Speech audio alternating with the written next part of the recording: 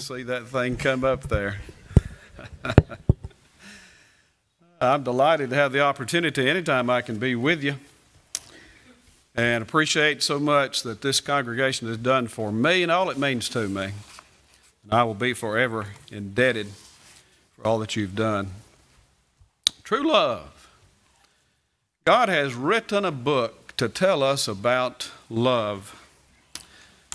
281 times in the King James Version the word love is mentioned, and that by itself shows that it has great significance, as God has told us about His love for us and how we ought to love Him and how we ought to love one another. So God has had a lot to say about true love. That's because we need to hear it. God wrote a book to tell us about it. And so the Bible states succinctly and sublimely that God is love, 1 John 4:8. God personifies love.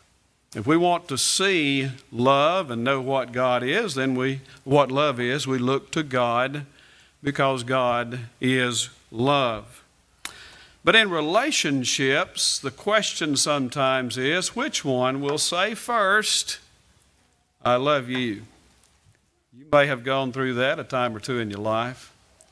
Which one will say first, I love you? Well, God did, 1 John 4:19.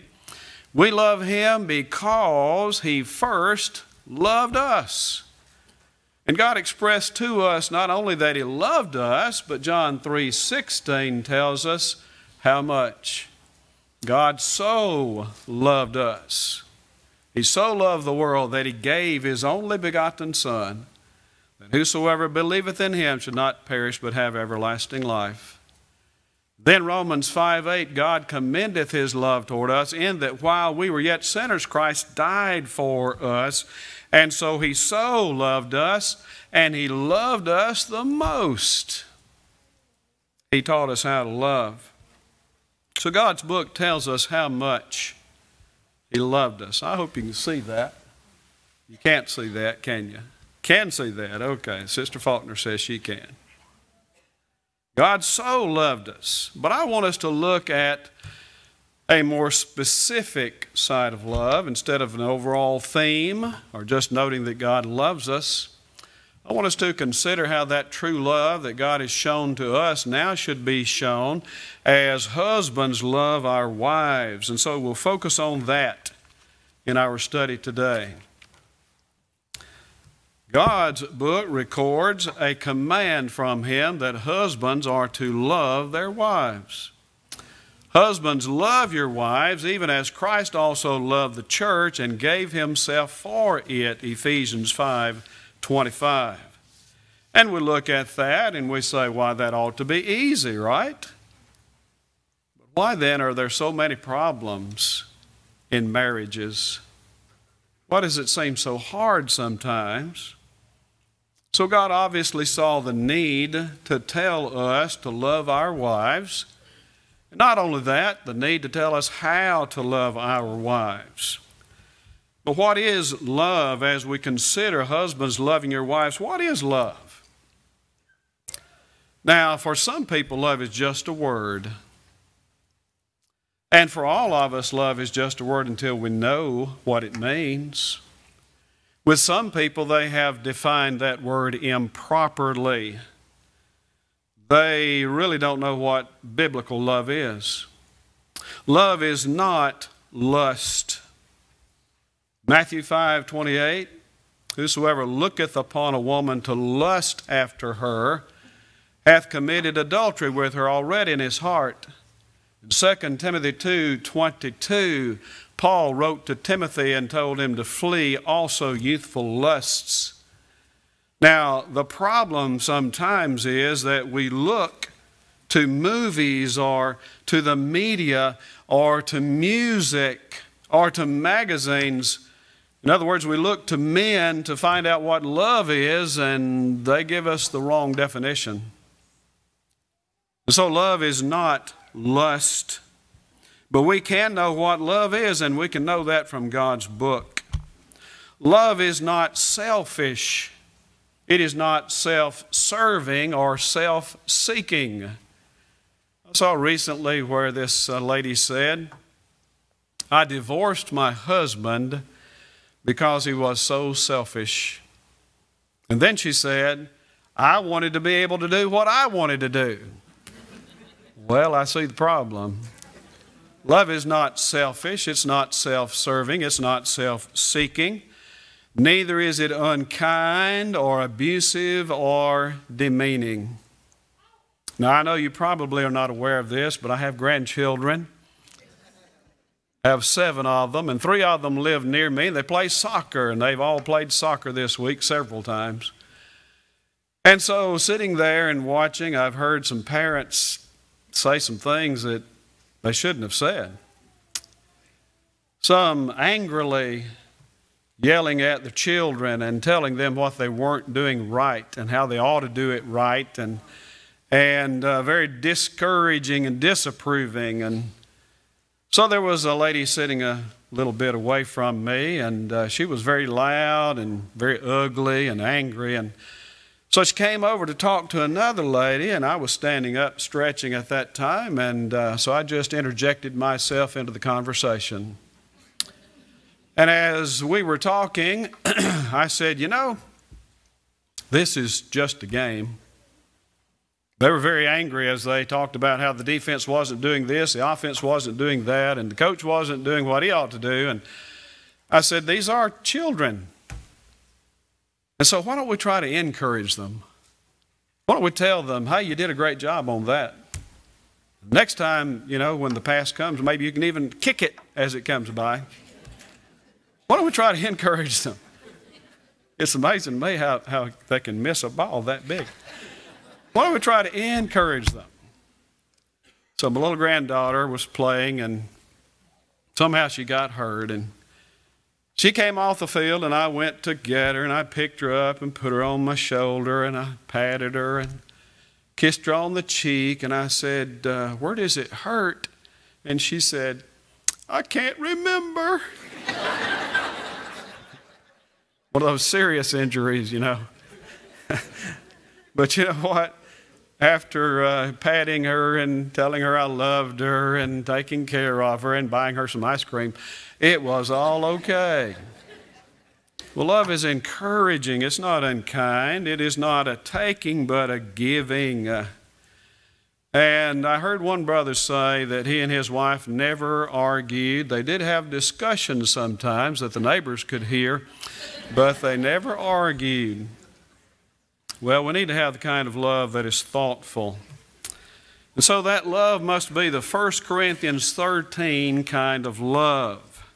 And when we look at that, notice in this translation it has love is patient, love is kind. It does not envy, it does not boast, it is not proud, it is not rude, it is not self-seeking, it is not easily angered, it keeps no record of wrongs. Love does not delight in evil, but rejoices with the truth. It always protects, always trusts, always hopes, always perseveres. Love never fails. Then verse 13 tells us that the greatest of these is love. Love never fails. Husbands need the kind of love that will help their wives to love them more. And husbands, that is the kind of love that we can have. The more we love our wives, you just wait and see if it doesn't happen, the more our wives will love us. God saw man alone. Genesis 2:18, he said, "It is not good that man should be alone." And so he made for man a suitable helper, one who could be a companion, one who could share that commitment with her husband, one that could share that compassion, and one that could share that comfort. And so, yes, true love never fails if it's true love. But true love waits. It is not just emotions, it is not just physical desire. Well, certainly there's a place for those things, but that's not what true love consists of, and that's all it is. It is more than that. It's not just something that you find. We talk about finding our true love, and while it may take some of us longer to look and find that one, it's not something that we just find. True love is something that we build. It takes work. It is something that requires effort. It requires thought on our part. It is something in which we must actively engage. We make a decision that we're going to work to help that one whom we love to be happy. We're going to do everything we can to make sure that that is the case. But that requires, first of all, that we know what makes that spouse happy. If I were to ask you today, husbands, if you know what makes your spouse happy, could you answer that? Could you say, where is the place that she wants to go? When you say, what would you like to eat? Would you know that automatically? Could you say, here's the program that she likes to watch, perhaps more than any other? Here's a news flash, husbands. It is probably not the case that your wife wants to watch 12 hours of football on Saturday. That's probably not the case. It may be that she'd like to watch something else every now and then. But we seek to help to make that one happy. When I was a younger person, I read a story, The Gift of the Magi. You may have read that. Husband and wife. The wife had beautiful long hair. The husband had a gold watch. He didn't have a chain. She didn't have a comb to decorate her hair. So as they approached the Christmas season, they decided to get presents for each other. And when they opened them, the wife had given to her husband a gold chain for his watch.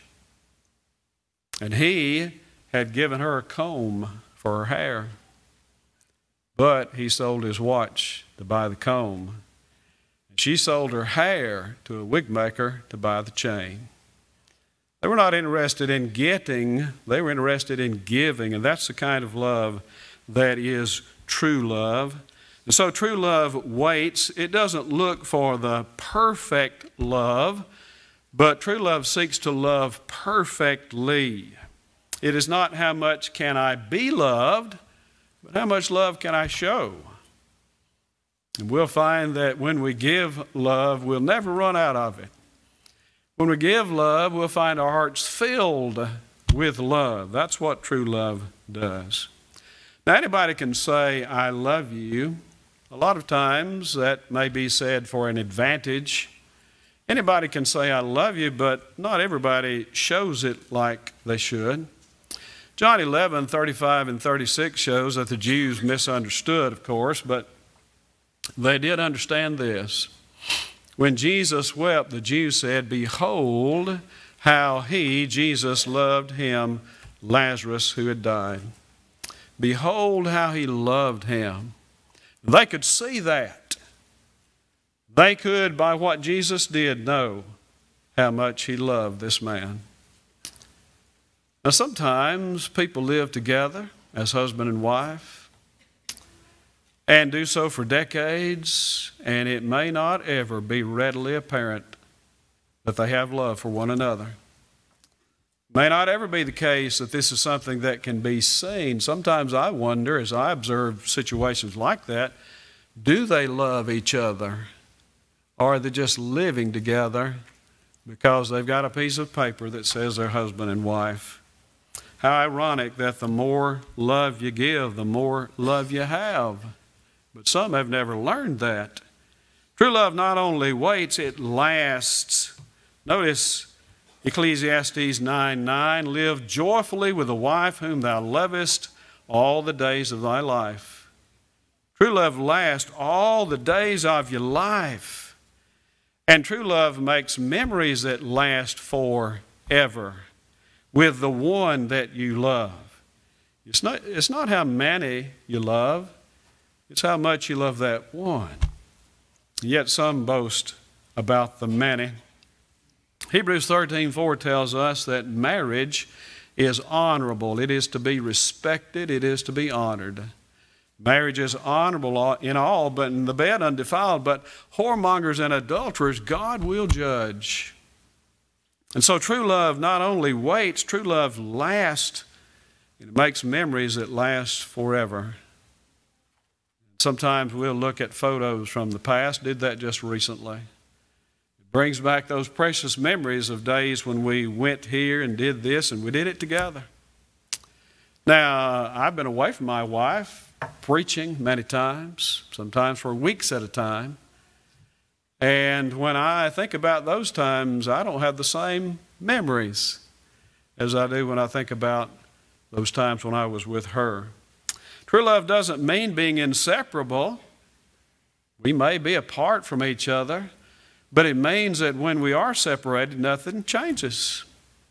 It's still the same. We still love each other, though we may be half a world apart. True love lasts.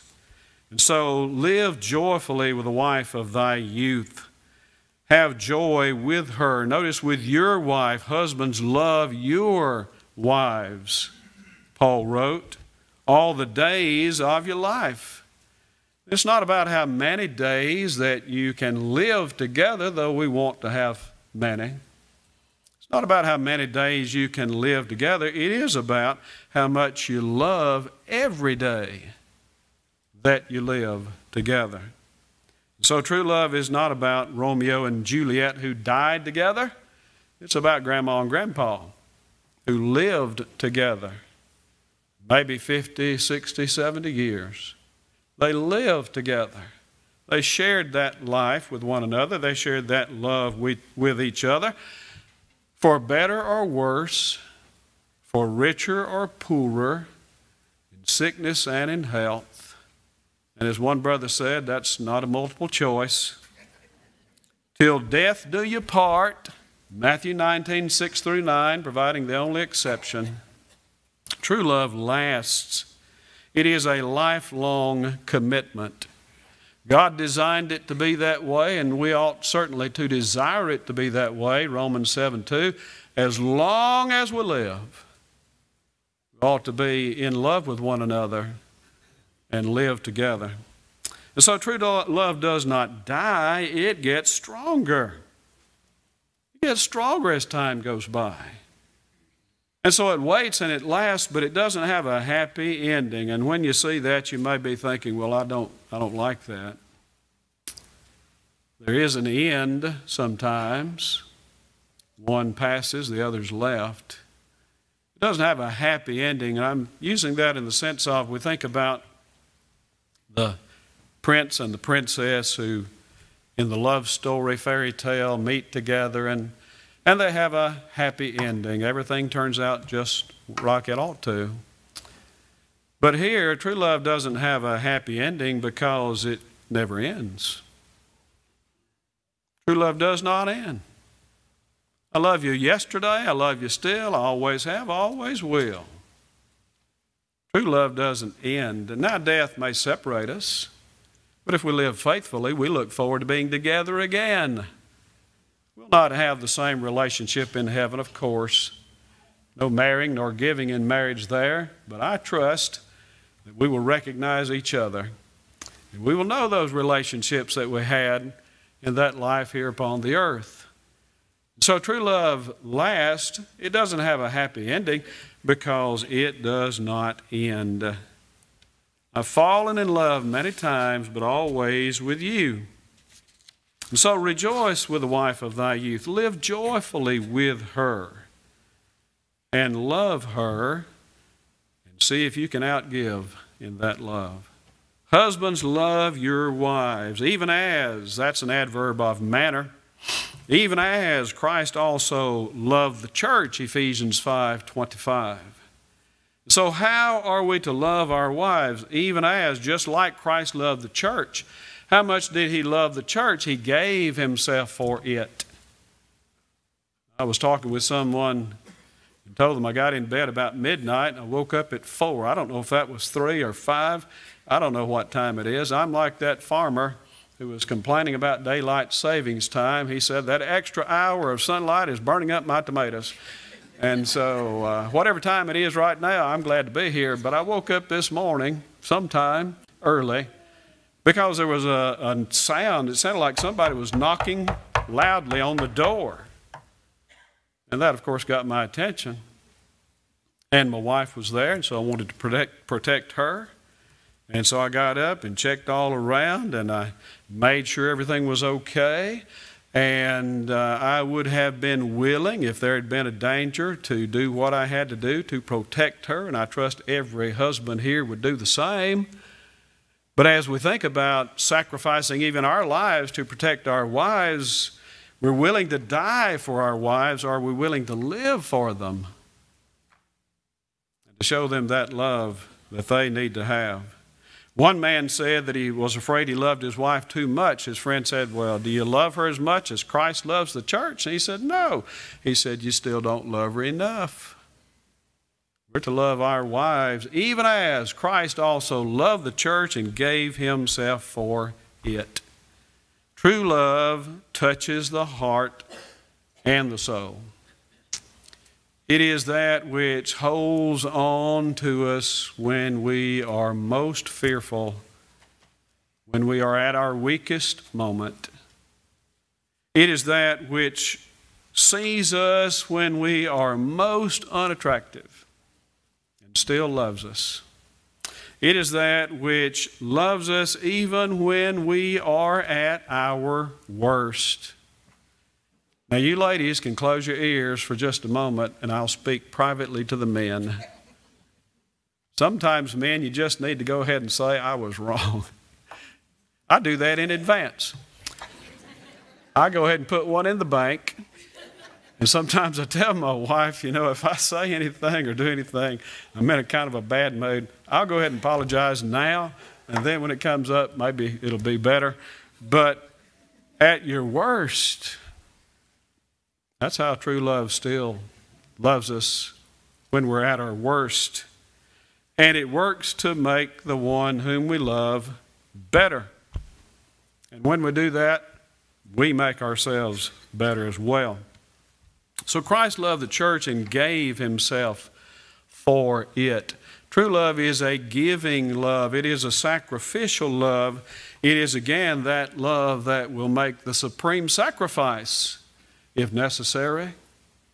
But true love also is one that puts aside our personal desires, our personal opinions, our likes and our wants, and our preferences, and those things are no longer as important to us as perhaps they would have been had we not had that love like we ought to have. So there are times then that we may say to that mate, hey, you pick out what we do. Let's go wherever you want to go. Let's do whatever you want to do. It may not be what I would have picked out if I were the one picking, but I'm doing it to make sure that she does what she likes. Now, in view of that, it ought to be the case that we seek to marry somebody whose likes are as near to ours as we can find. Certainly those who have the same viewpoints as we do, that'd be a great step in the right direction for us. Those who are interested in the same types of things, and ultimately that means for us who are Christians that we find a faithful child of God to be our mate. And so true love is that which waits and it lasts and it really doesn't have an ending to it. True love. Husbands, love your wives. This is the kind of love that is a helping love. It is the kind of love that is a healing love. It is the kind of love that brings hope to your home. And it is the kind of love that is holy.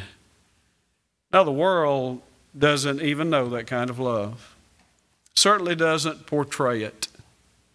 And I fear for our young people who may not have the models before them, the examples that can influence them and teach them how to love like they should, and instead learn as they look at some immoral, ungodly movie or some magazine or something, or listen to the ungodly lyrics of modern day music, and they get the idea that that's what love is. And we have the Hollywood approach to it.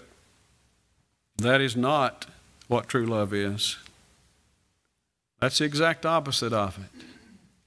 And we'll not find happiness if we pursue love that way, which is really nothing but a glorified lust. But if we want to be happy in our homes, happy in our lives, happy serving God now, and happy in heaven after a while, then this is the way. God's shown it to us in His book. He's taught us by loving us. He's taught us by telling us, husbands, love your wives. And when we love one another as we ought to, no price is too great to help that one whom we truly love to have a happy life, to have a holy life, to be able to live in heaven after a while. And again, of all the people on this earth, I want to see my wife in heaven. I want to know that she's there. I want to be there with her. How sad it would be if one of us didn't make it. But true love pays the price that we might have the greater joy of heaven. Ephesians 5:27, in that discourse about husbands loving their wives and Christ loving the church, that He might present it to Himself a glorious church, not having spot or wrinkle or any such thing, but that it should be holy and without blemish. So true love is that kind of love that will help us both to get to heaven. And if we miss that, as the song says, we've missed it all. So when we love each other as we ought to, no road is too long because we're traveling that road together. No doubt there may be those even here today who, as husband and wife, have had to deal with some obstacles in the road. It may be sickness. It may be a financial downturn. It may be problems in the family with other members of the family. Whatever it may be, it makes that road seem longer, doesn't it? But no road is too long if we're traveling it together. And no burden is too heavy if we're carrying it together. Remember, we said for better or for worse. My wife and I recently finished the upstairs, which we'd been planning for 14 years. And so we jumped right on that. And you know what? I found out something. When you finish the upstairs, everything that goes up there, you have to carry that up the stairs. We have 14 stairs. You say, how do you know that? I've been up them many times. Sometimes I couldn't see the stairs, and so I had to remember that 13, 14, okay. And most of that, the wood and the insulation and the drywall and the plumbing fixtures and all those things, I carried up by myself, but there were some times when I just couldn't carry it by myself. And so I called upon my wife. You know how big and strong she is. I called upon her and she helped. And while she couldn't carry as much as I could, she carried her part. And together, we got it up the stairs. Nobody knows us better than our spouses know us. Nobody, except God, of course. No human knows us better than our spouses know us.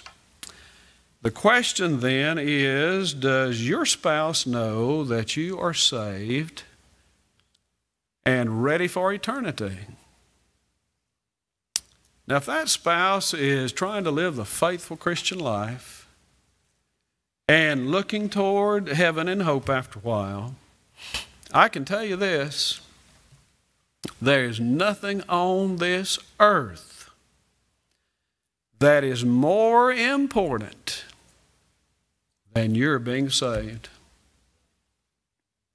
Does your spouse, who knows you so well, know that you are saved and that you are ready for eternity. Friends, if you've never obeyed the gospel, why not do that today? Why not only make those who love you here upon this earth happy, but also bring happiness, great joy in heaven, Luke 15. By your doing what God has told you so plainly and clearly what you need to do.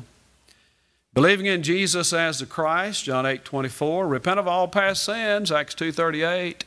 Confess your faith in Him as the Christ, the Son of God, the Savior of the world, Romans 10:9 and 10.